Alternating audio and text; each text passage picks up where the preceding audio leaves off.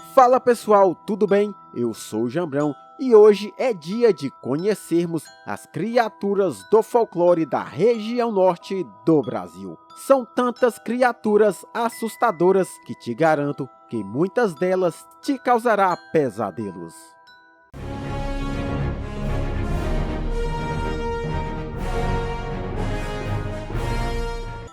A lenda da Matinta Pereira. Segundo a lenda, a Matinta Pereira é uma bruxa velha e aterrorizante, capaz de se transformar em vários pássaros. Mas sua forma preferida seria de uma coruja conhecida por rasga-mortalha. Ela pousa nos muros e nos telhados das casas, fazendo um assobio extremamente alto e ensurdecedor. Nesse momento, um dos moradores da casa diz em voz alta que oferecerá algo como bebida, comida ou algum presente para que ela pare com seu assobio. Depois de proferida a frase, o pássaro voa dali e vai até outras casas fazendo o mesmo. No dia seguinte, com o aspecto de uma bruxa velha, Matinta vai às casas receber o que lhe foi prometido na noite anterior. Se não lhe for entregue, ela amaldiçoará todos os moradores da casa com doenças e até mesmo os matando. A lenda do Mapinguari. O Mapinguari é uma lenda do folclore brasileiro da região amazônica, que conta a história de uma criatura misteriosa que vive na floresta. Um monstro com cerca de 2 metros de altura, coberto de pelos grossos avermelhados, longos braços, garras afiadas, possuindo apenas um olho em sua testa, uma boca gigante no lugar de seu umbigo, com dentes pontudos e afiados, capaz de destroçar e devorar grandes animais e pessoas.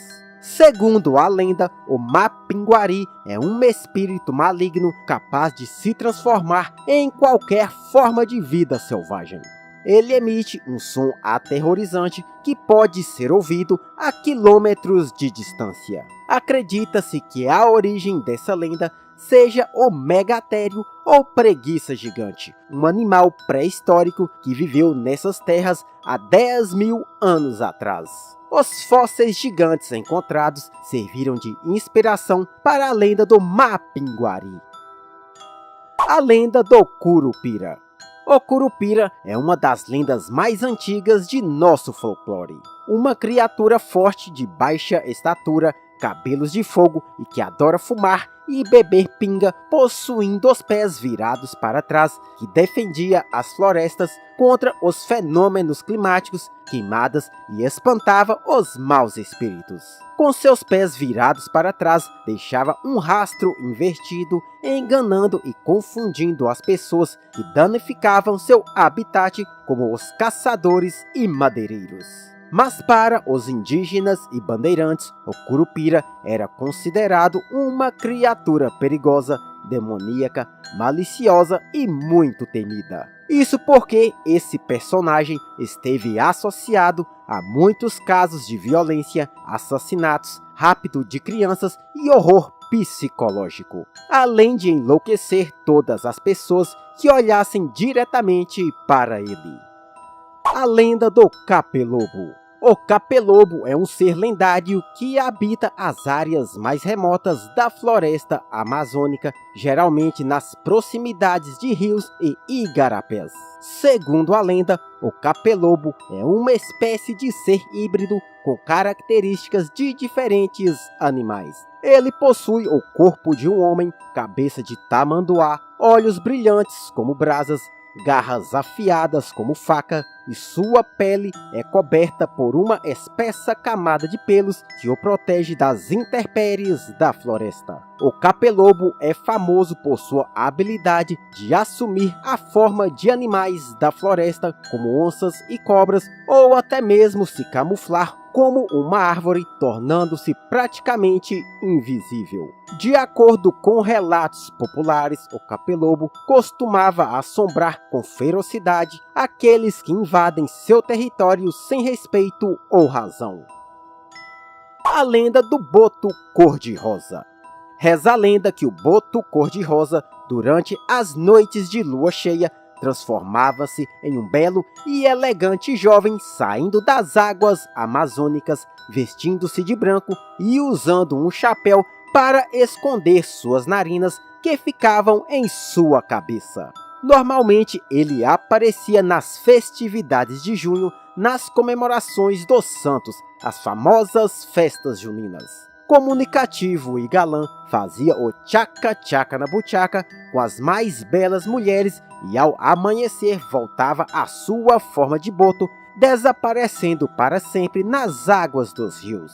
Resumindo, o boto cor-de-rosa é o Zeus da mitologia e folclore brasileiro, o famoso pegador de novinhas e casadas.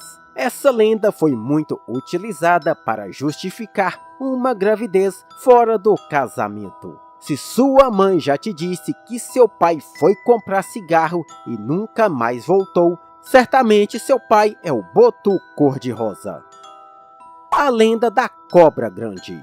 Segundo as crenças, uma bela jovem indígena ficou grávida de Boiuna, que era uma gigantesca serpente mágica de mais de 100 metros e que protegia a floresta contra invasores e caçadores que não respeitavam a natureza. Quero nem pensar como uma indígena engravidou de uma cobra de 100 metros de comprimento. Ela deu à luz a 2 crianças gêmeas que nasceram com a aparência de cobras. O menino recebeu o nome de Honorato e a menina de Maria Caninana. Assustada com a aparência de sua prole, ela decidiu lançar seus filhos cobras no rio. Mas as 2 crianças, ao longo do tempo, conseguiram sobreviver e cresciam a cada dia. A diferença entre as personalidades dos irmãos era notória.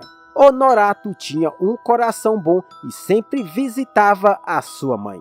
Maria, por sua vez, guardava rancor e nunca foi visitá-la. Por conta de seu temperamento, Maria sempre estava assustando a população e até mesmo naufragando embarcações inteiras e devorando pessoas e animais. Seu irmão, que era o contrário, não gostava de suas ações. Assim, cansado e triste com os atos de sua irmã, ele resolveu matá-la para pôr fim ao sofrimento de muitas pessoas. Em noites de lua cheia, Honorato adquiria a forma humana e podia caminhar sob a terra. No entanto, quando a lua cheia desaparecia, ele voltava à sua forma de cobra. Acreditava-se que para quebrar o encanto, uma pessoa deveria ferir a cobra na cabeça, além de colocar leite em sua enorme boca. Mesmo sendo uma criatura boa e protetora, todos tinham medo dele. Até que um dia um soldado muito corajoso o libertou de sua maldição. Assim, Honorato pôde viver na terra como uma pessoa comum e perto de sua família. Em outra versão da mesma história, uma mulher muito má, pertencente a uma tribo amazônica, costumava matar e devorar crianças.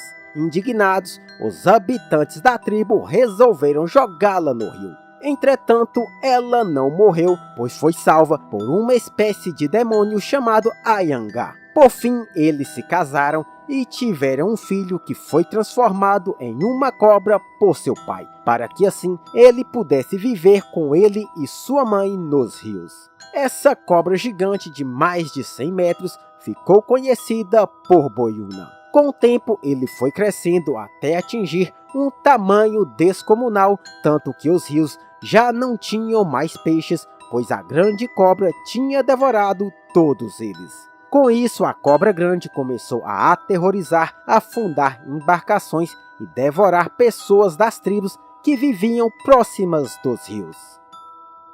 A lenda da Vitória Régia.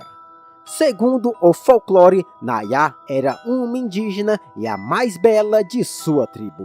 Ela era apaixonada pela lua, que era a deusa Jaci. Ela sonhava em um dia poder se tornar uma estrela e dançar ao lado da deusa lua. Em uma noite de lua cheia como nunca antes vista, de tão próxima que estava da terra, Nayá decidiu explorar as margens de um lago próximo à sua tribo, quando se deparou com o reflexo gigantesco da lua na água. A bela indígena logo pulou na água pensando que era a deusa, porém ela acabou por se afogar e morrer. A deusa Jaci sentiu compaixão da linda jovem e transformou seu corpo em uma linda planta, a Vitória Régia. A partir desse dia, o reflexo da lua, ao tocar a planta, fazia desabrochar uma bela flor branca reluzente, surgindo o espírito de Nayá. A lenda da Yara. De acordo com a lenda, a Yara era uma linda sereia que vivia no rio Amazonas e costumava cantar e encantar os homens que se aproximavam das águas do rio, os levando para as profundezas. Além de bela, possuía cabelos escuros e uma pele morena. Algumas versões da lenda afirmam que Yara fazia isso para se vingar dos homens que a traíram no passado. Outra versão sugere que ela sempre fazia isso por estar sempre solitária e estava buscando apenas um amor verdadeiro. Pessoal, esse foi o último vídeo de nossa série especial da Semana do Folclore Brasileiro. Se você ainda não viu esses vídeos, vou deixar o link deles fixado aqui no primeiro comentário e no card final. Esse foi o vídeo de hoje, espero que você tenha gostado. Então, até a próxima!